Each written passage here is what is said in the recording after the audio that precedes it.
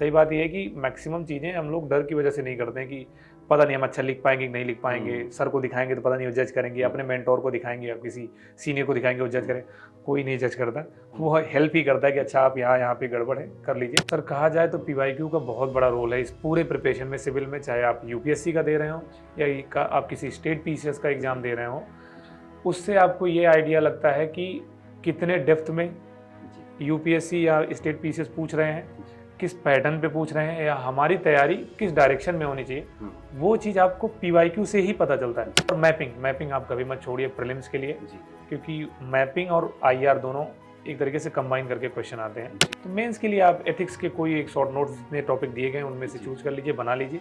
ज़्यादा से ज़्यादा उसमें एग्जाम्पल आपके पास हो, वो काम आते हैं। फैमिली से बात करिए, दोस्त बनाइए, मतलब इंट्रोवर्ट मत रहिए, क्योंकि बहुत सारे प्रॉब्लम फेस करने पड़ते हैं इस पूरे प्रोसेस में। तो ये स्ट्रेस के लिए अगर हाँ ज़रूरत पड़े, किसी को डिप्रेशन है, अगर उसको लगता है कि यार दिक्कत है, आप साइकोलॉजिस्ट से, साइकाइट्रिस्ट से भी मिलिए, उसमें बिल्कुल हेजिटेट मत करिए। जो फ्यूचर एस्पिरेंट हैं, मेरा उनके लिए यही सुझाव है कि आप सिविल सर्विसेज में ज़रूर आइए अगर आपका मन है। आपका मोटिवेशन कुछ भी हो सकता है आने का। एक अच्छी प्रेस्टिजियस जॉब है, आपके पास काम करने की बहुत ज़्यादा अपॉर्चुनिटीज़ मिलती हैं।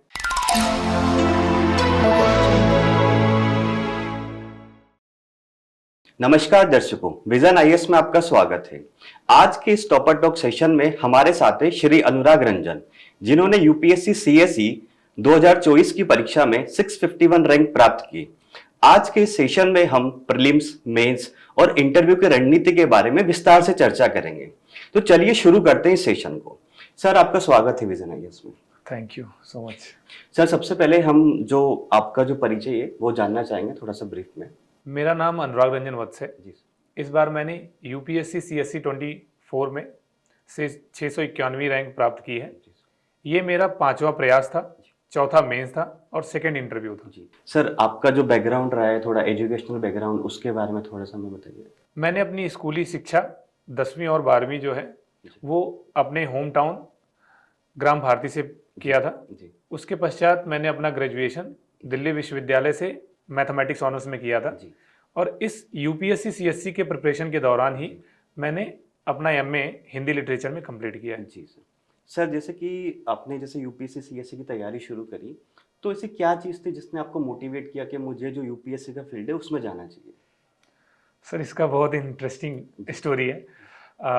मैं अपना ग्रेजुएशन कंप्लीट करने के बाद पीजी कर रहा था मैथमेटिक्स में ही, किरोड़ीमल कॉलेज दिल्ली यूनिवर्सिटी से। और जब मैंने 1.5 साल उसको कंप्लीट किया, तब मुझे ऐसा एहसास हुआ कि मुझे पीएचडी के लिए नहीं जाना है। तो फिर मेरे पास यही था, 2 ऑप्शंस बचे कि अब चूज क्या किया जाए, जॉब के लिए किस जॉब में जाया जाए। तो फिर मैंने अपने दोस्तों से बात किया और उसी में से एक मेरा दोस्त था और एक सेमिनार चल रहा था दिल्ली यूनिवर्सिटी में ही यूपीएससी के मेंबर्स का, उसमें 6 रैंक और 1st रैंक आए थे। तो उनके सेमिनार में मैं गया था, तो वहाँ से मुझे लगा कि हाँ अच्छा, ये कुछ अच्छी जॉब तो है। तब मुझे उतना आइडिया यूपीएससी को लेकर के नहीं था। फिर मैंने अपने दोस्तों से बात किया कि मतलब जॉब में अच्छी सब्जी कौन सी है, तो उन लोगों ने सजेस्ट किया यूपीएससी है। तो फिर वही इतना ही मोटिवेशन था मेरा, फिर मैंने यूपीएससी की तैयारी स्टार्ट की। और धीरे धीरे चलते चलते मुझे इसके बारे में पता चला, तो फिर मुझे चला कि ये प्रेस्टिजियस, बहुत ज़्यादा प्रेस्टिजियस जॉब है, इसमें काम करने की अपॉर्चुनिटीज़ बहुत ज़्यादा हैं।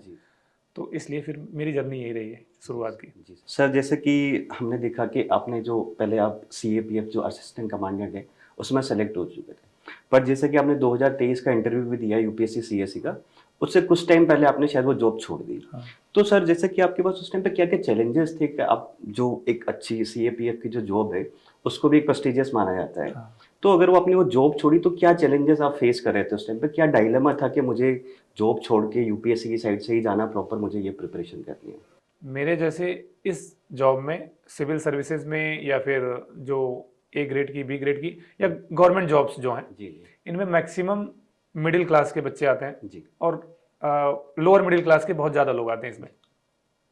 तो इनके पास एक पैसे का कंस्टेंट हमेशा से ठीक ठाक रहता है। तो हमारा यही लक्ष्य रहता है कि पहले हम कोई जॉब मिल जाए तो अच्छा है। और CAPF की बहुत प्रेस्टिजियस जॉब है, यूपीएससी कंडक्ट करवाती है, और काफ़ी सारे लोग जो यूपीएससी में CSC की प्रिपरेशन करते हैं उनके लिए वो एग्ज़ाम थोड़ा सा ईजी हो जाता है, क्योंकि उसके पैटर्न मोस्टली वैसे ही हैं।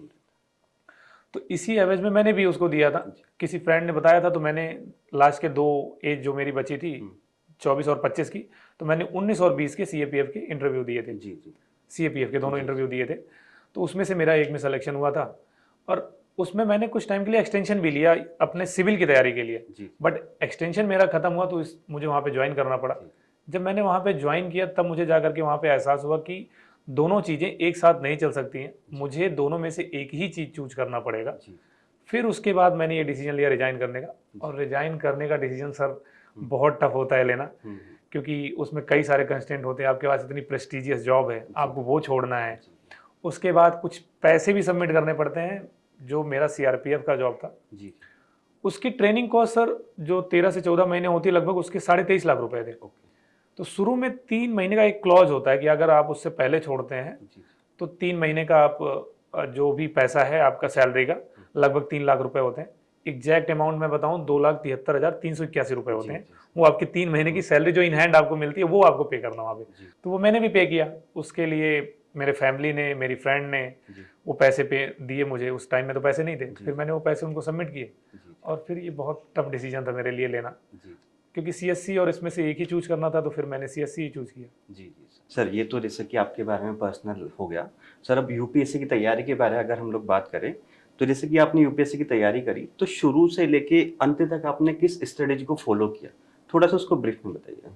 सर स्ट्रेटजी की बात की जाए तो शुरू से लेकर के अभी तक उसमें काफ़ी सारे बदलाव हुए। स्ट्रेटजी इसलिए भी चेंज करनी पड़ी क्योंकि ये मेरा 5वां प्रयास है जिसमें मैं सफल हुआ। जी जी इससे पहले मुझे थोड़े थोड़े सफलता मिलती रही। पिछली बार इंटरव्यू भी दिया, इससे पहले 4 मेंस भी लिखे, जी इसके साथ 4 मेंस लिखे। तो शुरू में मुझे मेंस का उतना आइडिया नहीं था, मैं प्रीलिम्स पे ज़्यादा फोकस था, इसीलिए शायद मेरे प्रीलिम्स हमेशा निकल भी जाते थे। जी तो शुरू की जो तैयारी की मैंने वो प्रीलिम्स ओरिएंटेड ज़्यादा थी, बट मुझे आगे चल करके ये चीज़ एहसास हुआ कि ये पूरा जो सिविल सर्विसेज का गेम है वो मेंस पे बेस्ड है, फोकस्ड है। ये तो सिर्फ एक तरीके से एंट्री पॉइंट है प्रीलिम्स, बाकी जो पूरा इसका ताना बाना बुना गया है वो मेंस के आसपास ही बुना गया है। तो धीरे धीरे मैंने मेंस पे काम किया अपने 2023 और 24 में, तो वो एक सफलता का कारण बना मेरे। तो सर जैसे कि आपने इस बीच में जैसे 5 बार अटेम्प्ट दिए, तो इसमें PYQ का कितना इंपॉर्टेंस रहा आपकी तैयारी में?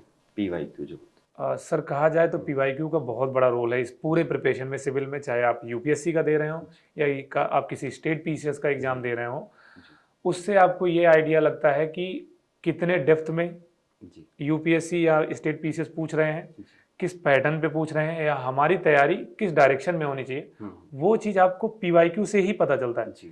इवन जो मेंस के क्वेश्चंस हैं स्टेट में तो ऑलमोस्ट वैसे ही लगभग आते हैं जैसे PYQ के पैटर्न पे। UPSC पिछले 2-3 साल से काफ़ी ज़्यादा पैटर्न चेंज करने लगी है, मेंस में भी। प्रीलिम्स में तो वो कर ही रहे हैं, अब उतना ज़्यादा प्रेडिक्टेबल नहीं है, कुछ पैटर्न चेंज कर दे रहे हैं, आपको इंस्टेंट सोचना पड़ रहा है। बट ऑलमोस्ट अभी भी 70-80% जो आपको आइडिया लग रहा है UPSC के मेंस का, वो भी PYQ से ही लग रहा है। आप प्रीलिम्स में अगर बात करें, प्रीलिम्स में आपको ये जैसे उसके जो ऑप्शंस होते हैं वो 4 ऑप्शंस जो देता है उसमें से आपको कुछ मल्टीपल में या तो सही होंगे या तो सिंगल करेक्ट होगा। तो आप कई बार देखेंगे UPSC जो पुराने प्रीवियस ईयर में क्वेश्चंस पूछ रखे हैं उसने ऑप्शंस में अलग अलग साल में अलग अलग रिपीट किए हैं।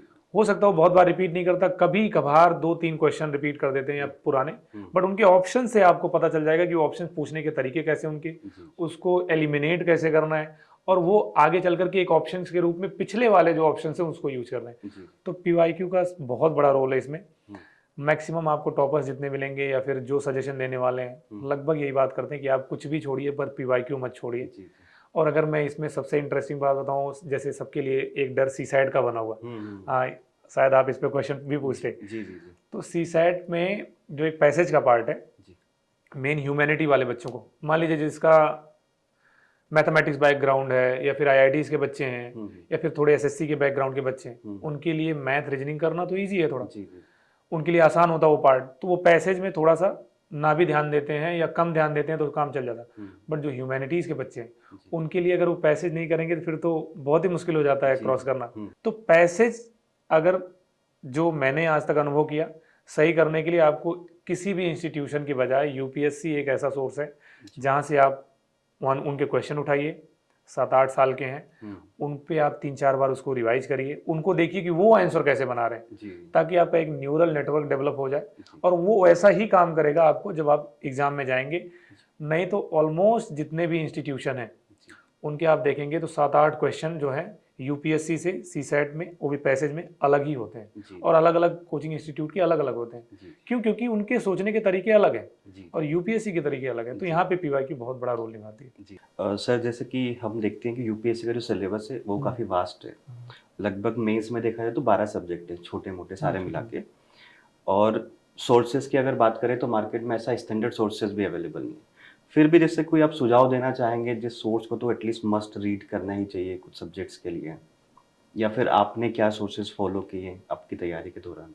सोर्सेज में सर ये बात बिल्कुल सही है कि इसके सिलेबस बहुत वास्ट हैं, जी क्योंकि कई बार ये भी कहा जाता है कि अंडर द सन कुछ भी है, वो कुछ भी पूछ सकता है यूपीएससी, बट मेंस में ऐसा नहीं है। प्रीलिम्स में कहीं कहीं दिखता है, बट मेंस में ऐसा नहीं है। जी मेंस के जो सिलेबस हैं वो ऑलमोस्ट उन्हीं से रिलेटेड पूछते हैं। हो सकता है डायरेक्ट ना पूछे, इनडायरेक्ट पूछ लें। जी तो उसके लिए हमें नोट्स अलग अलग रिसोर्स से बनाने पड़ेंगे।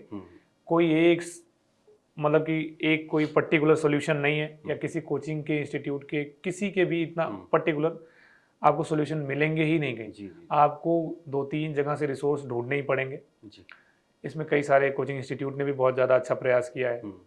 विजन आईएएस के भी नोट्स हम लोग भी बनाते हैं। जी जी ओनली आईएएस का भी है, एक प्रहार सीरीज चलती है, उनके भी यूज करते जी हैं। इसमें दृष्टि के भी कुछ नोट्स हैं, लोग यूज करते हैं। जी तो ऐसे अलग अलग इंस्टीट्यूट के हैं जो करते हैं। जैसे प्रीलिम्स के लिए तो हम लोग बहुत ज़्यादा पीटी 365 पढ़ते ही हैं, मैक्सिमम बच्चे पढ़ते हैं, उसमें मैं भी पढ़ता हूँ उसको।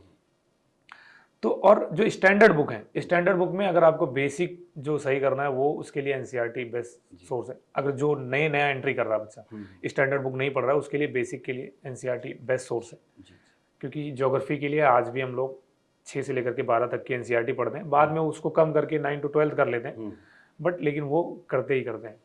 और हिस्ट्री का जैसा चेंज होता जा रहा है पैटर्न, पहले हम स्पेक्ट्रम पढ़ते थे, बट अब स्पेक्ट्रम से 1-2 बार से उतने क्वेश्चन नहीं आ रहे हैं, तो लोग उसके लिए भी एनसीईआरटी के थोड़े ज़्यादा सोर्स पे रिलाई कर रहे हैं। जी अभी तक लक्ष्मीकांत तो पॉलिटी के लिए आदमी पढ़ता ही है, वो हम सारे ही पढ़ते हैं, बट ऐसा उसमें से भी हुआ कि पिछले साल और उससे पहले भी थोड़े कम क्वेश्चन आए हैं। जी पिछले साल तो उसमें से काफ़ी चेंज हो गया पिछले 2 साल से। तो स्टैंडर्ड बुक में धीरे धीरे चेंज हो रहे हैं, बट ये अभी भी रेलेवेंट है, इनको ही फॉलो कर रहे हैं। पॉलिटी के लिए लक्ष्मीकांत हो गया, मॉडर्न हिस्ट्री के लिए स्पेक्ट्रम हो गया, और ज्योग्राफी के लिए जो हो गया 9 से 6 to 12 के लिए एनसीईआरटी हो गया, मॉडर्न और एंशिएंट और मिडिवल के लिए हो गया एनसीईआरटी हो गया। इकोनॉमी का जो है वो सेक्शन फाइंड कर पाना बहुत मुश्किल हो जाता है। बहुत लोग कोचिंग बहुत अलग अलग टीचर से या कोचिंग इंस्टीट्यूट के पढ़ते हैं। मेरा कोई डिफाइंड नोट्स नहीं है इकोनॉमी का, वो मैंने सर अलग अलग जगह से पढ़े हैं। और इन्वायरमेंट इकोलॉजी का है तो कोई भी बुक आप ले लीजिए, उसके बेसिक को आप एक बार क्लियर कर लीजिए। और मैपिंग आप कभी मत छोड़िए प्रीलिम्स के लिए, क्योंकि मैपिंग और आईआर दोनों एक तरीके से कंबाइन करके क्वेश्चन आते हैं। और लास्ट में जो बचा एक एथिक्स मेंस में, तो मेंस के लिए आप एथिक्स के कोई एक शॉर्ट नोट्स जितने टॉपिक दिए गए उनमें से चूज कर लीजिए, बना लीजिए। ज़्यादा से ज़्यादा उसमें एग्जाम्पल आपके पास हो, वो काम आते हैं। मतलब सर, जैसे कि आप ये कह रहे हैं कि जो एक हमारा सेल्फ मेड नोट्स जरूर होना चाहिए एटलीस्ट मेंस के लिए, तो ताकि हम उसको जल्दी जल्दी रिवाइज भी कर पाएँ और रिसोर्सेज भी अलग अलग उसमें इंकलकेट कर पाएँ सिलेबस के हिसाब से जो यूपीएससी का है। ओके सर, अब जैसे मैं प्रीलिम्स स्पेसिफिक 1-2 बात करना चाहूँगा कि प्रीलिम्स का जैसे जो है आता है नोटिफिकेशन यूपीएससी का फैब के अराउंड आता है, तो प्रीलिम्स की जो तैयारी, स्पेसिफिकली प्रीलिम्स की तैयारी, उसको कितना टाइम देना चाहिए हमें एटलीस्ट? इसमें अलग अलग लोगों के लिए अलग अलग स्ट्रेटेजी हो सकती है। जैसे जिसका पहला ही अटेम्प्ट है उसके लिए अलग स्ट्रेटेजी होगी, जिसने पहले 1-2 अटेम्प्ट दे रखे हैं और उनकी तैयारी ओवरऑल पूरी है, उनके लिए अलग स्ट्रेटेजी होगी। जैसे आपने कहा नोटिफिकेशन जब आ गया, मान लीजिए मैं ही हूँ और पहली बार में पहला ही प्रीलिम्स है मेरा, तो मैं ये नहीं है कि फिर जब जनवरी या फरवरी से अभी मैं लास्ट तक जो है मेंस के लिए प्रिपेयर करूंगा कि 2 महीने पहले बचे हैं तो फिर मैं प्रीलिम्स के लिए तैयारी करूंगा। तो मेरे पास यही टास्क होगा कि अगर मेरे पास 4-5 महीने बचे हैं, 4 महीने बचे हैं, तो फिर मैं स्पेसिफिक जो होकर के प्रीलिम्स के लिए ही करूंगा जो मैंने पहले अटेम्प्ट में किया भी था। बट अगर आप सेकेंड टाइमर हैं या थर्ड टाइमर हैं, आपने मेंस भी लिख चुका है, प्रीलिम्स निकाल चुका, तो आपकी बेसिक अंडरस्टैंडिंग और स्टैटिक आपका अच्छा हो चुका होता है, उतना दिक्कत आपको होता नहीं है। तो फिर आप आराम से लास्ट के 2 महीने से पहले तक मेंस और प्रीलिम्स दोनों साथ साथ में लेके जा सकते हैं। और जिनके सेकेंड अटेम्प्ट है, थर्ड अटेम्प्ट है, फोर्थ अटेम्प्ट है, उनके लिए लास्ट के 2 महीने 2.5 महीने बहुत होते हैं जी। प्रीलिम्स पे अपना पूरा फोकस डालने के लिए, जी 80-20% करने के लिए, जी कि 80% अपना प्रीलिम्स पे ध्यान दें, 20% अपना मेंस पे थोड़ा थोड़ा ध्यान देते रहें। जी बट जिनका पहला ही अटेम्प्ट है, जिन्होंने अपना फोकस ही किया है कि मतलब कि मेरा पहला अटेम्प्ट देना है मुझे, उनके लिए तो शुरू में आप मेंस कर रहे हो अच्छी बात है, लेकिन कम से कम 4-5 महीने, एटलीस्ट 4 महीने आप बना के चलिए, ताकि आप अपना बेस अच्छे से और क्लियर कर पाएँ, आप ज़्यादा से ज़्यादा टेस्ट लगा पाएँ, PYQs लगा पाएँ, ताकि वहाँ पे आप एंट्री कर पाएँ। आप एंट्री ही नहीं करेंगे तो फिर मेंस कैसे लिखेंगे? मेंस का कितना सर, एक जैसे कि आजकल हम लोग देखते हैं कि जो प्रीलिम्स है उसका नेचर थोड़ा सा डायनामिक होता जा रहा है। जैसे कि आपने अभी बताया कि मेपन के क्वेश्चन IR से रिलेट करके पूछा जा रहा है, तो मतलब आप क्या सजेस्ट करेंगे जो एस्पायरेंट्स अभी तैयारी कर रहे हैं कि उनको ये डायनामिक नेचर जो पेपर का हो रहा है उसको किस तरह से मैनेज करना चाहिए थोड़ा सा? डायनेमिक नेचर जो मैनेज करने के तरीके हैं वो ये कि आज के टाइम में कई सारे लोग गाइड करते हैं, जी कई सारे यूट्यूब चैनल भी हैं, कई सारे, अब तो इंटरेस्टिंग बात ये है कि बहुत सारे सेलेक्टेड बच्चे जो हैं वो भी गाइड कर रहे हैं इस फील्ड में। तो वो जो पैटर्न चेंज हो रहा है ना, वो लोग ऑब्जर्व करते हैं, जी क्योंकि कोचिंग इंस्टीट्यूट में आज के टाइम में कंपटीशन बहुत ज़्यादा है, तो वो लोग ना निकाल के अपना वो चीज़ लाने की डेटा कोशिश करते हैं। तो वहाँ से एक हेल्प लिया जा सकता है कि अच्छा पैटर्न चेंज हो रहा है तो किधर चेंज हो रहा है। क्योंकि मान लीजिए लेट अस सपोज दैट कि मैं न्यूज़पेपर, जनरली न्यूज़पेपर से ही आते हैं, अगर करंट अफेयर की बात करें तो न्यूज़पेपर से ही कहीं ना कहीं उनके बारे में जिक्र हुआ है। अब हो सकता है वो 2-3 पेपर में हुआ, जी अब हम 2-3 पेपर तो नहीं पढ़ पाएंगे करंट अफेयर का, अगर जैसे पैटर्न चेंज हो रहा है। तो उसके लिए हम किस पे जाएंगे? कोई इंस्टीट्यूट है जिसने इस पे काम कर रखा है, या कोई यूट्यूब वाला है उसने काम कर रखा है, चैनल ने, तो वहाँ से हेल्प ले सकते हैं। और वो लोग ठीक ठीक अच्छा एनालिसिस करते हैं वो लोग, क्योंकि वो ना एक तरीके से कंपैरेटिव करके बता देते हैं आपको। तो मैं भी कुछ लोगों के वीडियो जो है, जैसे स्पेसिफिकली अगर मैं कहूँ तो साइंस एंड टेक हो गया, इकोनॉमी का क्वेश्चन हो गया, IR के और मैपिंग के जो रिसेंट में है, प्लेसेस के बहुत क्वेश्चन आते हैं, और इन्वायरमेंट के काफ़ी ज़्यादा क्वेश्चन जो आते हैं ना, वो आपको रिलेट करेंगे करंट से। तो इसके लिए मैं भी कुछ जो वीडियोज हैं, बहुत ज़्यादा नहीं बट कुछ लोगों के ज़रूर देखता हूँ, कि ताकि वो हेल्प मिल पाए। तो यहाँ से चीज़ें समझी जा सकती हैं जो पैटर्न बदल रहा है। जी सर, एक जैसे कि प्रीलिम्स के जो होता है यूपीएससी का, उसके बारे में बोला जाता है कि नॉलेज से ज़्यादा पेपर किस तरह से सॉल्व करते हो, आपका सिलेक्शन इसके ऊपर डिपेंड करता है, और उसमें मॉक टेस्ट की काफ़ी महत्वपूर्ण भूमिका रहती है। तो आप बताइए कि मॉक टेस्ट जो है वो एटलीस्ट कितना दे के जाना चाहिए यूपीएससी के प्रीलिम्स से पहले किसी को, जो एस्पिरेंट देने जा रहे हैं exam? It's depend person to person, it varies person to person. वो हो सकता है किसी के लिए 10 मॉक में भी काम हो जाए, किसी के लिए 5 में भी हो जाए, और किसी के लिए 50 में भी ना हो, ऐसा हो सकता है। क्योंकि क्वेश्चंस वहाँ पे कैसे आए हैं ये किसी को नहीं पता। आप उस दिन नर्वस थे कि नहीं थे, आप उस दिन प्रेशर में थे कि नहीं थे, हो सकता है आपकी तैयारी बहुत अच्छी हो, बट आपका उस दिन क्वेश्चन जो आप लगा के गए थे वैसा उस टाइप का क्वेश्चन नहीं आया।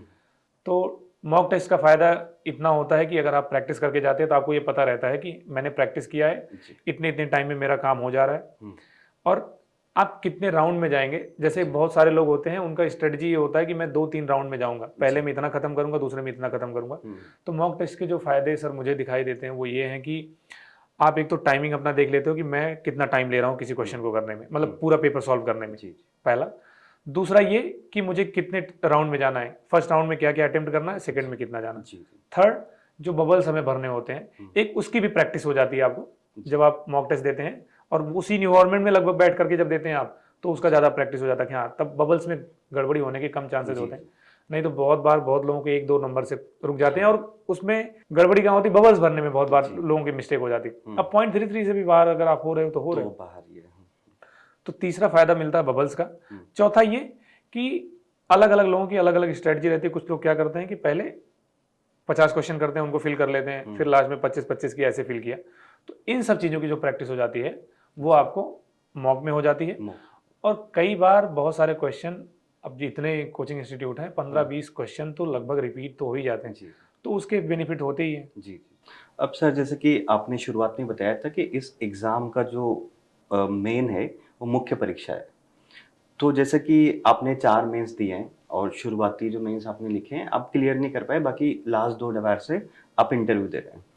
तो सर, आपने इसे कैसे उस जो मेंस की तैयारी है उसको होलिस्टिकली किया कि आपका जहां एग्जाम नहीं निकल रहा था मेंस का, फिर आप लगातार उसको 2 बार से निकाल रहे हैं? शुरू में जब मैंने शुरू किया था तो मैंने पहला अटेम्प्ट तो ऐसे ही दिया था, 4 महीने पढ़ना शुरू किया था, जी 4 महीने स्टार्ट हुआ था मुझे पढ़ाई करते हुए, तो ये तो मैं देने चला गया था, मुझे उम्मीद भी नहीं थी कि हो जाएगा प्रीलिम्स, वो तो मेरा रिजल्ट भी मेरी सिस्टर ने बताया था। जी जब रिजल्ट आ चुका है मेरे से किसी ने पूछा भी था हुआ, मैंने कहा कि कहाँ होगा, अभी 4 महीने पढ़े नहीं तो कहाँ से हो जाएगा इसमें। बट वो कुछ दिन बाद शायद सिस्टर ने, मेरी छोटी वाली सिस्टर ने, उसने चेक किया मेरा नाम, कह रहा ये रोल नंबर तो तुम्हारा ही है। तो फिर मुझे पता चला अच्छा हुआ है। तो उस साल मेरी तैयारी उतनी अच्छी थी नहीं, उस साल कुछ इंटरेस्टिंग भी हुआ था, ऑप्शनल में तो मैं 1 घंटे लास्ट में सो भी गया था। जब तैयारी नहीं है तो क्या लिख के आओ गया। तो लेकिन मैंने जब 2020 का मतलब उसके बाद जब दिया, 2019 में मेरा पहला अटेम्प्ट था, 2020 का दिया, तब मैंने मेंस पे थोड़ा थोड़ा काम किया, पर उतना अच्छा काम नहीं हो पाया था। बट उसके बाद 21 में मेरा प्रीलिम्स नहीं हुआ, 22 में मैंने दिए नहीं, और 23 में फिर दिया, तो 23 तक मैंने अपना मेंस पे काम कर लिया था अच्छा खासा। और बट 24 में उसी चीज़ को, जो मेरे नोट्स थे और कुछ और नए नोट्स जो थे उनको ऐड करके उन्हीं को इंक्लूड किया और उन्हीं पे पढ़ाई किया, उन्हीं को रिवाइज किया। नोट्स अब ये है कि मेरे खुद के हैं, इसलिए थोड़ा इजी हो जाता है इधर मेंस के लिए करना, और एक इतना लंबा टाइम लग गया इसीलिए। तो नोट्स अगर अपने हैं तो थोड़ा इजी हो जाता है काम करना। सर जैसे कि जो मेंस एग्जामिनेशन होता है उसमें आंसर राइटिंग की जो भूमिका रहती है वो काफ़ी इंपॉर्टेंट रहती है। तो एक जो स्टूडेंट तैयारी करने आया है तो उसको आंसर राइटिंग कब से शुरू कर देनी चाहिए ताकि वो आगे जाके बेहतर परफॉर्म कर पाए मेंस? ये मैं बताना भी चाहता था, आपने बहुत अच्छा ये क्वेश्चन पूछा। मेरी अगर इस पूरे प्रिपरेशन में अगर मुझे अपनी सबसे बड़ी कमी दिखती है तो वो मेंस को लेकर के दिखती है। मैंने आंसर राइटिंग उतना नहीं किया जितना मुझे करना चाहिए था। इवन इस बार के भी यूपीएससी में मेंस में मैंने कुल मिलाकर के हार्डली 9-10 पेपर ही लिखे हैं, मतलब फुल लेंथ के 9-10 पेपर ही लिखे हैं। पर इसमें मुझे लगता है कि और लिखना चाहिए था मुझे, और हम नहीं लिखते हैं। उसका जो मेरा पर्सनल कारण है या फिर बहुतों का ये कारण है कि हेजिटेट करते हैं हम ना, पोस्टपोन करते हैं, क्योंकि वो थोड़ा सा लेंदी काम है, थोड़ा सा उबाऊ काम है, स्टेनियस काम है, लेंदी काम है। तो आदमी को ये लगता है कि ठीक है लिख तो लेंगे ही, पढ़ लेते हैं, जितना ग्रैब कर सकते हैं कर लें। बट इसमें सक्सेस होने वाले मैक्सिमम लोगों का जो मैंने देखा या जितने लोगों से मिला, उनका ये है कि उनके पास बहुत कंसाइज नोट है कम, बट वो एक्सप्रेस कर लेते हैं, लिख लेते हैं उसको, और एक ही चीज़ को बार बार रिवाइज करके उसको कोई वेन डायग्राम, कोई चार्ट, कोई मैप सब बना करके उसको एक स्ट्रक्चर तरीके से लिख देते हैं। लेकिन ये आपको तभी आएगा वो जब आप बार बार लिखेंगे, तो वो फिर एक सेटअप बन जाता है धीरे धीरे। जैसे आप किसी चीज़ की प्रैक्टिस करते हैं ना, तो वैसे मेंस का भी वैसा है। तो मेंस में लिखना बहुत ज़रूरी है। जैसे आपने पूछा कि कब से शुरू करना चाहिए, अगर आप पहली बार प्रिपरेशन कर रहे हैं तो अच्छे से आप प्रिपेयर कर लीजिए, मेंस पे उतना टेंशन मत लीजिए। शुरू में अगर क्लास कहीं कोचिंग इंस्टीट्यूट ले रहे हैं या खुद से प्रिपेयर कर रहे हैं, तो जैसे जैसे आपका सिलेबस होता जाए एक एक दो दो क्वेश्चन लिखते रहिए। जब आपका मेंस आ जाए या फिर मेंस के पहले जब आपका पूरा कंप्लीट हो जाए, तो आप किसी भी इंस्टीट्यूट का आप ज्वाइन करना चाहें तो सीरीज ज्वाइन कर लें, वहाँ पे लिखें, और फिर जब आपका पीटी हो जाता है तो मेंस के टाइम पे उस टाइम में अच्छा खासा लिख लें, तो आपकी जो है प्रोबेबिलिटी बढ़ जाएगी होने की। सर जैसे कि अब हम मेंस के एक टॉपिक की बात करते हैं, ऑप्शनल सब्जेक्ट की, जो कि 500 नंबर का होता है। तो सर आपने जैसे कि हिंदी साहित्य ऑप्शनल सब्जेक्ट लिया, तो आपने क्या सोच के उसको लिया? क्योंकि स्टूडेंट में जनरली कन्फ्यूजन रहता है कि मुझे ऑप्शनल सब्जेक्ट कौन सा लेना चाहिए। तो आपके बैक ऑफ द माइंड क्या था उस टाइम पे जब आप हिंदी साहित्य सेलेक्ट कर रहे थे? मेरा ऑप्शनल सब्जेक्ट जो मैंने लिया वो तो मैंने फ्रेंड से इन सबसे पूछ के लिया था। मेरा बैकग्राउंड मैथमेटिक्स ऑनर्स का था, मैथमेटिक्स का था, वो ठीक भी था, अच्छा था। मैं मैथ इसलिए नहीं चूज किया क्योंकि मैंने जब लोगों से बात किया तो उन्होंने कहा कि मार्क्स इसमें अच्छे आते हैं, बट तुम्हें शुरू में 1 साल तो अपना फोकस देना ही पड़ेगा। जबकि उसका सिलेबस जैसे डीयू में जब पढ़ाया जाता है तो उसका ग्रेजुएशन और पीजी के थोड़े 1-2 सब्जेक्ट हैं, उन्हीं के सिलेबस है, ज़्यादा सिलेबस उसका उससे अलग नहीं है। तो मैं इसलिए हिंदी लिटरेचर चूज किया क्योंकि लोगों ने कहा कि इसका सिलेबस बहुत छोटा है और आसान है कंप्लीट करना इसको 4-5 महीने में, और रिवाइज कर सकते हो आप महीने महीने में। तो मैंने कहा हाँ ये तो बड़ा अच्छा है। अब 1 साल 1.5 साल मैं मैथ पे लगाऊंगा, फिर उसको रिवीजन में भी टाइम लगता है। मैथ में आप देखोगे 2 ही कैटेगरी है, या तो बहुत अच्छे नंबर मिलते हैं या तो बहुत ही खराब नंबर मिलते हैं। बट हिंदी लिटरेचर लेने का यही कारण था मेरा कि थोड़ा सिलेबस कम है, और मेरी जो स्कूली शिक्षा है वो हिंदी में हुई है, हिंदी में रुचि भी है थोड़ा सा, तो हिंदी को पढ़ना उतना बोरिंग काम नहीं है, इसलिए भी ले लिया। और बाकी उसको बार बार रिवाइज करना आसान था। तो ये 2-3 कारण है जिसकी वजह से मैंने हिंदी लिटरेचर लिया। बट अगर मुझे दूसरों के लिए सजेशन देना पड़े तो मैं ये कहूँगा कि आपको जो पसंद है, आपको मैथ पसंद है तो आप मैथ लो प्लीज़। आपको मैकेनिकल इंजीनियरिंग से अगर कुछ मतलब इंजीनियरिंग के कोई सब्जेक्ट हैं आपके मतलब कि एमबीबीएस वाले का, अगर उधर मेडिकल साइंस का कोई है, हम्म, और किसी के और भी मैनेजमेंट के अगर होते, अगर उससे रिलेटेड कुछ सब्जेक्ट हैं, या ह्यूमैनिटीज़ वाला ह्यूमैनिटीज़ के सब्जेक्ट हैं, तो आपका जिसमें थोड़ा इंटरेस्ट है आप वही सब्जेक्ट लें। मार्किंग ऊपर नीचे थोड़ी बहुत होती है, लेकिन ऐसा ना हो कि हम कोई सब्जेक्ट सिर्फ मार्किंग के चक्कर में ले लें और परेशान हो जाए। ऐसे बहुत सारे लोग होते हैं जी जो बाद में अपने कई बार उनको चेंज करने पड़ते हैं अपने ऑप्शन। जी। बीच में एक आध बार मेरा भी मन किया कि यार इसमें नंबर तो उतने अच्छे आ नहीं रहे हैं, हम्म, तो क्या मैं चेंज कर लूँ। फिर मुझे लगा नहीं, इसी पे मेहनत कर लेते हैं। इस बार मेरे अच्छे मार्क्स आए हैं इन कंपैरिजन, जी क्योंकि बहुत हाईएस्ट मार्क्स इस बार हिंदी लिटरेचर में उतना अच्छा नहीं आया जितना हर बार आता था। थोड़ा एवरेज मार्क्स कम भी हुए हैं, 10-15 नंबर इस बार पिछली बार की तुलना में मार्किंग जो है ऑप्शनल में कम हुई है, जी तो उसके हिसाब से नंबर इस बार मेरे ठीक आए हैं। 266 मार्क्स हैं, जी। तो इस बार थोड़े ठीक नंबर हैं। ओके सर, जैसे कि आपने हिंदी लिटरेचर की जो प्रिपरेशन करी उसके लिए क्या स्ट्रेटेजी आपने यूज़ करी थी हिंदी लिटरेचर के लिए? स्ट्रेटजी में सर मैंने हिंदी लिटरेचर के लिए, क्योंकि मेरा बैकग्राउंड तो उतना था नहीं हिंदी का, बाद में मैंने अपना एमए किया, तो उससे पहले मैंने सर इसके लिए एक कोचिंग इंस्टीट्यूट से या फिर एक सर से मैंने इसके लिए ऑप्शनल सब्जेक्ट किया था, उन्हीं से लिया था, और उन्हीं के नोट्स हैं जो आज भी वही फॉलो कर रहा हूँ। मैंने उसके अलावा एक्स्ट्रा कुछ नहीं पढ़े, जी तो अब उसके मैंने अपने खुद के नोट्स बना लिए हैं, तो वही रिवाइज करके जाता हूँ, वही लिख के आता हूँ। अलग से कुछ ऐसा किया नहीं। इस बार थोड़ा सा सिलेबस अलग आ गया था, जितना मतलब जो हम लोग पढ़ते थे उससे थोड़ा सा पिछले 10 साल की तुलना में थोड़ा डिफरेंट आ गए थे कुछ क्वेश्चन जो थे। बाकी ऑलमोस्ट हम वही सिलेबस पढ़ के जाते हैं, और अपना खुद का नोट्स है वही पढ़ करके फिर उसको दे देते हैं। अब सर हम जैसे बात करते हैं मेंस के लिए जो ऐसे होता है 250 नंबर का होता है और अच्छा खासा उसका वेटेज होता है। तो सर एक तो जैसे कि ऐसे का सिलेबस डिफाइन नहीं है जिस तरह से जनरल स्टडीज़ का है, तो इसमें उनको उसको प्रिपेयर करने में दिक्कत आती थोड़ी। तो सर आपने जैसे कि ऐसे के लिए क्या स्ट्रेटेजी को फॉलो किया था? इस बार का अगर सर ऐसे का मार्क्स देखें तो काफ़ी ज़्यादा कम हुआ है। जी थोड़ा सा जैसे हिंदी मीडियम के बच्चों को खास करके ये रहता था कि ऐसे में मुझे थोड़े से नंबर मिल जाएंगे, क्योंकि जो आप करें दार्शनिक या फिलोसफिकल पैटर्न पे मतलब जो आते हैं क्वेश्चन लिखने के लिए, उसमें हिंदी मीडियम वालों को थोड़ा लिखना अभी तक के लिए आसान था। बट इस बार का जो रिजल्ट आया उसके हिसाब से ऐसा नहीं कहा जा सकता। इस बार तो हिंदी मीडियम और इंग्लिश मीडियम का ऐसे में लगभग सेम ही कर दिया है। तो उसमें मेरी जो स्ट्रेटजी रहती थी, इस बार मेरे भी बहुत अच्छे नंबर नहीं आए हैं ऐसे में, 106 ही मार्क्स है मेरे, जबकि पिछले 3 बार से 132-133 नंबर आते थे। ऐसे में ठीक ठीक नंबर आते थे, बट इस बार मेरे उतने अच्छे नंबर नहीं आए हैं। ऐसे के लिए सर मेरे पास जो स्ट्रेटजी है, ऐसा कोई खास स्ट्रेटजी नहीं है, मैं ऐसे लिखता हूँ। अभी इस बार की यूपीएससी लिखने से पहले 3-4-5 ऐसे लिखे थे मैंने, 2-3 फिलोसफिकल के लिखे थे और 2-3 वैसे नॉर्मल लिखे थे, कुल 5 या 6 लिखे थे, तो मैंने यही लिखे थे। बाकी एस्से के लिए बहुत सारे लोग अलग अलग तरीके से लिखते हैं। अगर बहुत लोगों को किसी फिलोसफिकल क्वेश्चन में अगर प्रॉब्लम आती है तो कुछ वीडियोस भी हैं, कुछ लोगों ने बनाए भी हैं इस पे, उनको देख लेना चाहिए। और इसमें यह है कि थोड़ा सा वाइडर सोच करके ही लिखना पड़ता है। आपको ऐसा नहीं कि मेंस में जीएस में है तो आपको डिफाइन है कि इतने ही वर्ड्स में लिखने हैं, बट यहाँ पे आपको 1000 शब्द के आसपास 1000-1200 लिखने पड़ते हैं, तो आपको थोड़ा वाइडर करना पड़ता है, आपको डायमेंशन फैलाने पड़ते हैं। और वो प्रॉब्लम जो है फिलोसफिकल जो क्वेश्चन होते हैं उसमें ज़्यादा होता है, बट उसमें से की पॉइंट होते हैं कुछ, अगर उन की पॉइंट्स को पकड़ा जाए तो उनको बेस बना करके लिखा जा सकता है।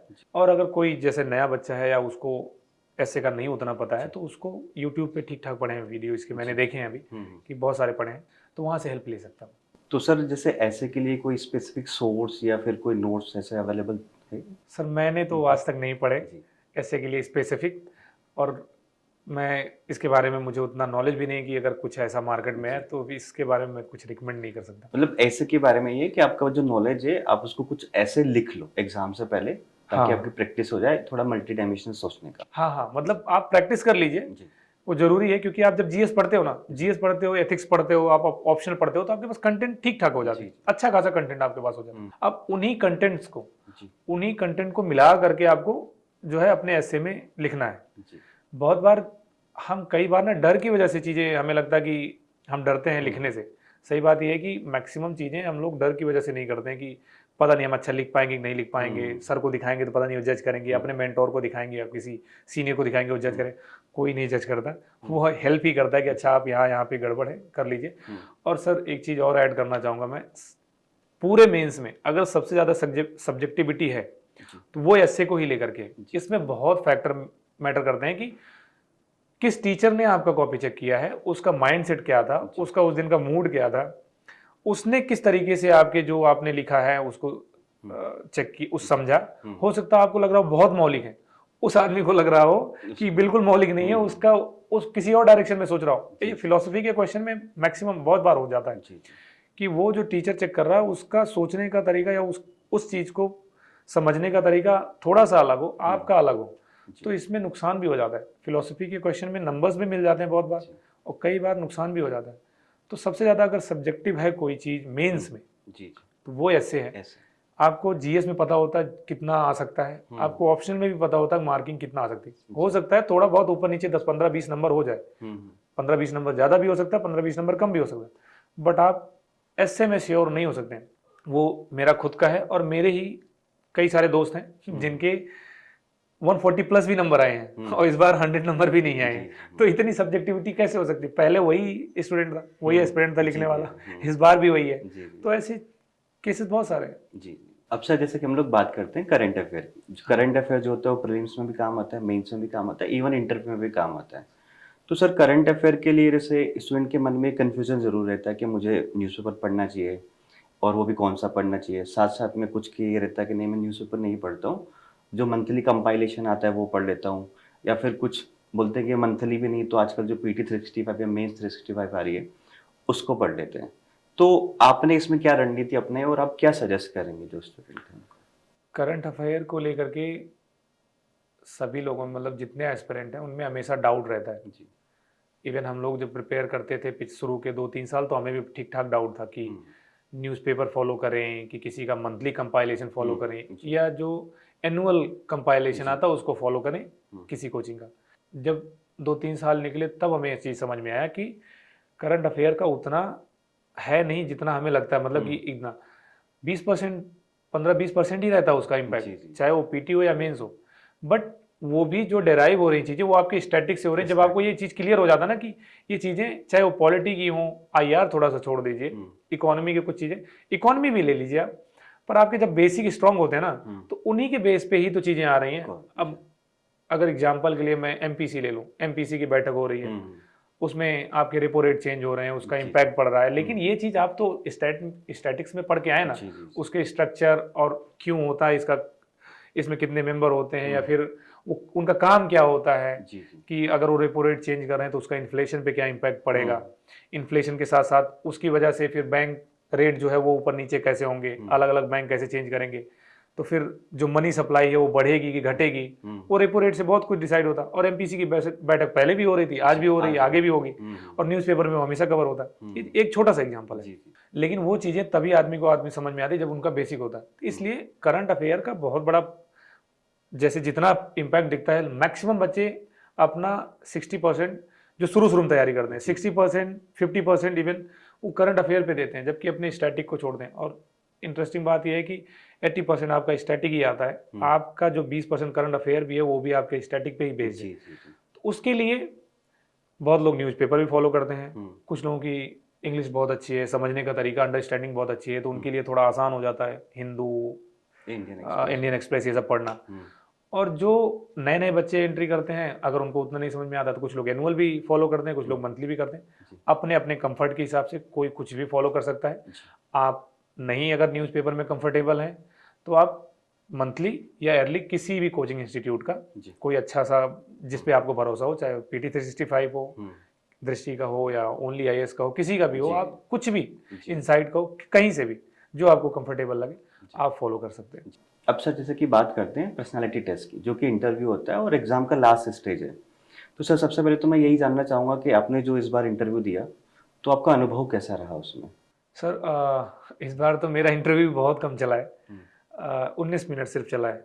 मेरे मार्क्स जो हैं इंटरव्यू में 168 है, एवरेज है, ठीक है, मतलब कि मार्क्स खराब नहीं है, बट बहुत अच्छे नंबर भी नहीं है जैसे मार्किंग हुई है। मेरे कई फ्रेंड्स हैं जिनकी इंटरव्यू में ना आने की वजह से वो लोग बाहर हो चुके हैं, मतलब कि लिस्ट से उनके नाम नहीं है।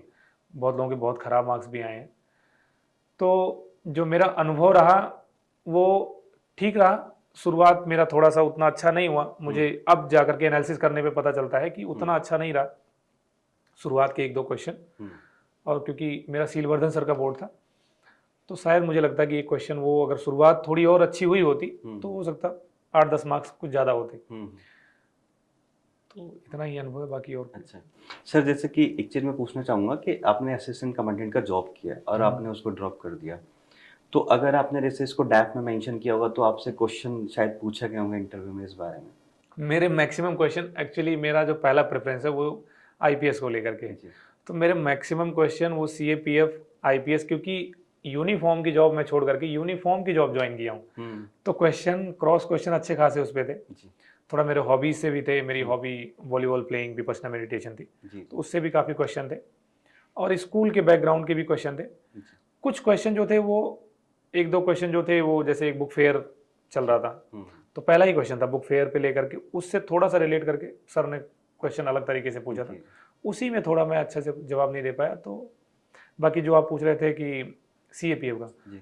अच्छे खासे क्वेश्चन थे उससे काफ़ी क्वेश्चन थे। मतलब जो वर्क एक्सपीरियंस रहता है उसके बारे में जनरली सवाल पूछे जाते हैं वहाँ पे। वो पूछते ही हैं, क्योंकि आप कुछ करके आए तो उनको ये रहता है कि आपने अगर उसमें कुछ किया है तो हो सकता होगा आपको कुछ डेप्थ में नॉलेज हो, तो वो इंटरेस्ट के लिए भी पूछ लेते हैं। जी सर, एक जैसे कि मेंस का जब रिजल्ट आता है और पर्सनालिटी डेवलपमेंट की जब तारीख आती है, तो इस बीच में जैसे प्रिपरेशन रहती है, तो आपने किस प्रकार से प्रिपरेशन किया पर्सनालिटी टेस्ट का जो था इस साल का आपका? पर्सनैलिटी टेस्ट के लिए प्रिपरेशन में अगर देखा जाए सर, एक्चुअली ये अगर देखा जाए यूपीएससी का, तो मेरा ये चौथा इंटरव्यू है जी। अच्छा। मैं इससे पहले सीएपीएफ के 2 इंटरव्यू दिए थे और सीएससी के ये दो इंटरव्यू दिए थे, तो वहाँ के बारे में मुझे ठीक ठीक आइडिया था। वहाँ का जो चेयरपर्सन, मतलब कि जो पूरा कैंपस है, मतलब पूरे कैंपस लगभग मुझे चीज़ें का वहाँ पे आइडिया है कि वहाँ पे एंट्री कहाँ से है, और फिर रूम्स जो हैं या फिर मेंबर्स के वो कहाँ कहाँ पे हैं, तो ये इस चीज़ों का आइडिया था, तो उतना नर्वस नहीं था मैं। एंट्री करने से पहले थोड़ा नर्वसनेस रहती है, वो मुझे भी रहती है, पर उतना नर्वस नहीं था मैं। बाकी प्रिपरेशन के लिए मैंने थोड़ा अपने डेफ पे काम किया, जो मेरा ऑप्शनल है थोड़ा उस पर काम किया, और थोड़े बहुत मैंने मॉक भी दिए, मॉक इंटरव्यू, क्योंकि मॉक इंटरव्यू इसमें आपको काफ़ी ज़्यादा मदद कर देता है। तब जब आप पहली बार एंट्री कर रहे हो, आपकी नर्वसनेस होती है, आप ये सोचते हैं कि पता नहीं किस तरीके से क्वेश्चन पूछेंगे, आपके डेफ एनालिसिस में, इन सब चीज़ों में मॉक इंटरव्यू काफ़ी काम आ जाते हैं। तो वो भी प्रैक्टिस किया, उसके बाद मैं फिर अपना इंटरव्यू दिया। मतलब मॉक इंटरव्यू काफ़ी हेल्पफुल होते हैं थोड़ा सा हेजिटेशन निकालने के लिए और प्रैक्टिस करने के लिए। अगर कोई पहली बार अगर यूपीएससी में जा रहा है इंटरव्यू देने के, उसके लिए तो काफ़ी हेल्पफुल होता है सर। क्योंकि आप नर्वस हो नहीं हो, वहाँ पे अगर पहली बार में ही हो जाओगे तो फिर दिक्कत है। बहुत बार क्या होता है कि हम लोग मॉक देते हैं और वही वीडियो जो है लोगों के पास जाते हैं, तो और बहुत बच्चों के बहुत अच्छे मार्क्स होते हैं, तो इस बेस पे बहुत लोग जज करते हैं कि यार ये तो उतना अच्छा नहीं बोल रहा है मॉक में, फिर वहाँ पे कैसे उसको उतने अच्छे मार्क्स मिले होंगे। वो इसलिए मिल जाते हैं कभी कभी सर कि वो ना यहाँ पे मॉक्स में इतना प्रैक्टिस कर लेते हैं कि उनमें जो कमियां होती हैं उसको धीरे धीरे वो सुधार लेते हैं, तो वहाँ पे वो अच्छा परफॉर्म कर लेते हैं। और बहुत बार जो यूपीएससी में इंटरव्यू होते हैं उसमें आपका वो डे कैसा है, आपको पैनल कौन सा मिला, वो भी बहुत मैटर करता है कि आपके क्वेश्चन कैसे पूछे गए, आपकी शुरुआत कैसे हुई, पैनल कैसा मिला, आपका उस दिन का मूड कैसा था, तो बहुत बार ये भी डिपेंड करता है। तो मॉक इंटरव्यू आपको आपकी नर्वसनेस खत्म करने में, आप कैसे एंट्री कर रहे हैं, कैसे एग्जिट कर रहे हैं, आपके जो उस दिन के अटायर्स हैं उनको आपने कैसे कैरी किया है, ये सब में काफ़ी हेल्प करते हैं। और क्वेश्चंस किस फॉर्म में पूछे जा सकते हैं, इसमें भी वो प्रैक्टिस कराते हैं। तो मॉक इंटरव्यू तो बेनिफिट करते हैं, इसीलिए लगभग आप देखेंगे लगभग बच्चे सभी जितने भी एस्पिरेंट हैं वो मॉक इंटरव्यू दे करके अपना प्रैक्टिस करके जाते हैं। सर ये तो जैसे हमने एग्जाम के तीनों स्टेज के बारे में बात करी और थोड़ी सी टेक्निकल बातें थी, पर इसके इतर भी जैसे एस्पिरेंट जो होते हैं वो कुछ समस्याओं को फेस करते हैं। जैसे कि हम देखते हैं कि यूपीए का जो सिलेबस है वो काफ़ी बड़ा है और साथ साथ में जो प्रोसेस रहती है वो भी काफ़ी एग्जॉस्टिव है, एक साल तो पूरा एग्जाम ही चलता है, तो मानसिक तनाव होना लाजमी है इस बीच में। तो सर आपको भी हुआ होगा जनरली बीच में, तो आपने उसको कैसे हैंडल किया, या फिर जो एस्पिरेंट है जो तैयारी कर रहे हैं आप उनको क्या सजेस्ट करेंगे इस बारे में? सिविल सर्विसेज जो है वो आप यूपीएससी ले लीजिए या स्टेट का ले लीजिए, एक लंबा प्रोसेस लेता है, साल भर पूरा लग जाता है, और अगर आप एक फेज से बाहर हुए फिर से आप उसी साइकिल में आइए 1 साल, तो एक अगर लंबे समय में जैसे भी आदमी का पहले शुरू में तो आदमी हर किसी के पास जो भी एस्पिरेंट है उनके पास जोश रहता है, लेकिन जैसे ही 1-2 साल हो जाते हैं, 1-2 अटेम्प्ट हो जाते हैं ना, उसके बाद आदमी का मोटिवेशन का उतना कुछ रहता नहीं है, वो डिमोटिवेट होना बहुत लाजमी है। और इवन यूपीएससी छोड़ ही दीजिए, जो सिविल सर्विसेज है अब तो लगभग किसी भी गवर्नमेंट जॉब में 3-4 साल लग जाने बहुत कॉमन हो गए हैं। एक दो एग्जाम है, अगर थोड़ा बैंक वैंक में किसी का अच्छा है तो उनमें उतना टाइम नहीं लगता, क्योंकि 6-6 महीने पे एग्जाम होते हैं, तो उनमें थोड़ा सा अलग है। बाकी लगभग जॉब्स जो हैं, कई बार तो बहुत सारे जॉब में मतलब बहुत एग्जाम होते हैं, उनके रिजल्ट आने में 3-3 4-4 साल लग जा रहे हैं, कई सारे स्टेट में ऐसे हैं। तो ये जितना भी प्रिपरेशन है गवर्नमेंट जॉब का, उसमें स्ट्रेस होना, एंजाइटी होना, बहुत बार डिप्रेशन में चले जाना बहुत कॉमन है। मैं भी इस चीज़ को फेस किया, लगभग 1-1.5 साल तक फेस किया, स्ट्रेस, एंजाइटी, इन सब चीज़ों को। उससे बाहर आने के लिए जो मेरा माध्यम रहा वो विपश्यना मेडिटेशन था। मुझे मेरी एक फ्रेंड ने सजेस्ट किया, मैं उसको कंटिन्यू किया, फिर वहाँ से मेरे लिए काफ़ी आसान रहा। और अगर आप सुझाव के लिए कहते हैं किसी के लिए, तो हाँ बिल्कुल, आप थोड़ा सा गेम में या योगा, इन सब में, योगा ध्यान में पार्टिसिपेट करिए, फैमिली से बात करिए, दोस्त बनाइए, मतलब इंट्रोवर्ट मत रहिए, क्योंकि बहुत सारे प्रॉब्लम फेस करने पड़ते हैं इस पूरे प्रोसेस में। तो ये स्ट्रेस के लिए अगर हाँ ज़रूरत पड़े, किसी को डिप्रेशन है, अगर उसको लगता है कि यार दिक्कत है, आप साइकोलॉजिस्ट से, साइकाइट्रिस्ट से भी मिलिए, उसमें बिल्कुल हेजिटेट मत करिए, क्योंकि ये लंबा प्रोसेस है, 3-4-5 साल कब लग जाएगा, मुझे भी लगभग 5.5-6 साल लग गए इस प्रोसेस में। आपको पता भी नहीं चलेगा आप कब एंजाइटी, डिप्रेशन में चले जाते हैं। तो इसके लिए, अपने मेंटल वेलबींग के लिए, अपने मेंटल वेलनेस के लिए आप ज़रूर कुछ करिए। मैं प्रेजेंट टाइम में स्पोर्ट्स में मतलब मेरी काफ़ी रुचि है, तो मैं उसको फॉलो करता हूँ और विपश्यना मेडिटेशन करता हूँ, जो मेरे लिए अभी भी और उसके बाद से, मतलब जो मुझे एंजाइटी या स्ट्रेस ये सब चीज़ें हुई, इनसे बाहर आने के लिए काफ़ी ज़्यादा बेनिफिट किया सर। जैसे कि एग्ज़ाम का प्रोसेस तो एग्जॉस्टिव है ही सही, तो इस दौरान अगर कोई सपोर्ट सिस्टम रहे तो थोड़ी हेल्पफुल होता है। तो आपका भी कोई इस बीच में सपोर्ट सिस्टम ऐसा रहा हो, फ्रेंड्स, फैमिली, मेंटोर जो भी रहा हो? सर सपोर्ट सिस्टम में जो कहा जाए तो मेरी फैमिली बहुत सपोर्टिव है सर। मेरे सारे डिसीजन जो मैंने लिए, मैं मैक्सिमम अपने डिसीजन लेता हूँ उनकी एडवाइस लेकर के। अपने फ्रेंड्स, मेरे फैमिली है, फ्रेंड्स हैं, वो काफ़ी सपोर्टिव हैं, वो हमेशा सपोर्ट करते रहते हैं। मैंने आपको बताया कि मैं विपश्यना मेडिटेशन ही गया, मेरी फ्रेंड ने मुझे सजेस्ट किया वो। और मेरी फैमिली मेरे हर डिसीजन में लगभग साथ रहती है। अब CAPF इतनी प्रेस्टिजियस जॉब होकर के, वो भी मतलब लोअर मिडिल क्लास का बच्चा अगर डिसीजन लेता तो बहुत टफ काम होता सर। ऊपर से तुम्हें सैलरी मिली नहीं है, पैसे एक्स्ट्रा देने हैं, उतने पैसे देने। तो इसमें फैमिली का बहुत सपोर्ट रहता है। तो वो फैमिली का अगर सपोर्ट है, आपको दोस्त अच्छे हैं, तो ये जर्नी थोड़ी आसान हो जाती है। और ज़रूर रखिए, आपका नहीं है अगर इसमें से कोई चीज़ कम है, तो आप मेंटोर, अगर किसी इंस्टीट्यूट में, तो आप मेंटोर से मत शर्माइए। आपका कोई मेंटोर है, आप उससे बात करिए, दोस्त हैं उनसे बात करिए। अपने फैमिली से कोई भी चीज़, बात है, कोई परेशानी है, तो आप ज़रूर शेयर करिए। ये बिना सोचे कि वो जज करेंगे, जनरली वो जज नहीं करते हैं। हम मैक्सिमम बात इसीलिए शेयर नहीं करते, हमें लगता है ये बात बता देंगे तो वो जज करेंगे। फैमिली वाले हमेशा सपोर्ट करते हैं, मैक्सिमम। हो सकता है किसी के फैमिली का वैसा ना हो, लेकिन वैसा 1-8% होगा सर।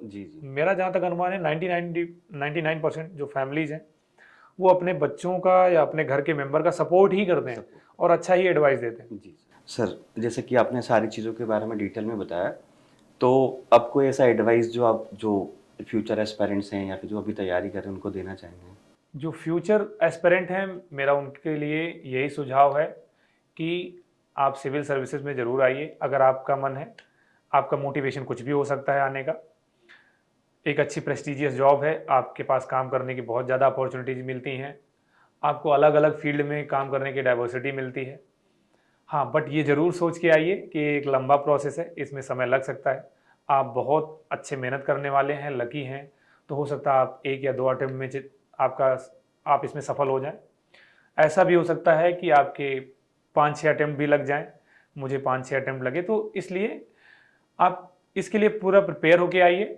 और जिनको थोड़ा सा भी डाउट हो कि यार पता नहीं इसमें होगा तो क्या होगा, वो B ऑप्शन ज़रूर रखें। हाँ, इसमें एक ज़रूर ध्यान रखिए, इसकी जब आप तैयारी कर रहे हैं तो आप बहुत ज़्यादा डिफ्लेक्ट ना हो। मतलब ऐसा नहीं कि आप UPSC का एग्ज़ाम दे रहे हैं तो आप और भी चीज़ों का दे रहे हैं। हाँ, अगर आपको देना है तो आप सिविल के ही एग्ज़ाम दे लें, स्टेट के दे लें, या UPSC में जैसे CAPF है या कोई और भी एग्ज़ाम UPSC करवाती है, क्योंकि उनकी पैटर्न ऑलमोस्ट सेम होते हैं, तो आप वो ज़रूर ट्राई कर सकते हैं। और मेरा आखिरी में यही सुझाव है कि अगर आपको आना है तो ये बहुत अच्छी जॉब है, आपको जरूर एक बार ट्राई करना चाहिए। आपको बहुत कुछ सीखने को मिलता है इससे। Thank you so much sir. Most welcome. उम्मीद है सर के द्वारा बताए गए सुझाव और रणनीतियों से आप आने वाली UPSC की एग्जामिनेशन में जरूर लाभान्वित होंगे। Thank you so much. All the best.